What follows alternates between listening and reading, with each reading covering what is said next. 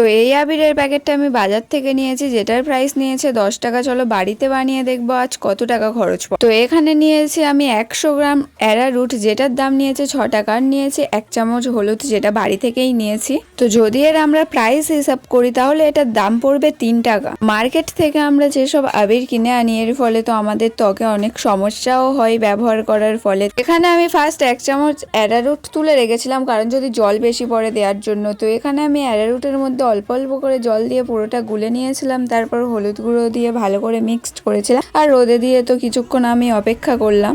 A few moments later.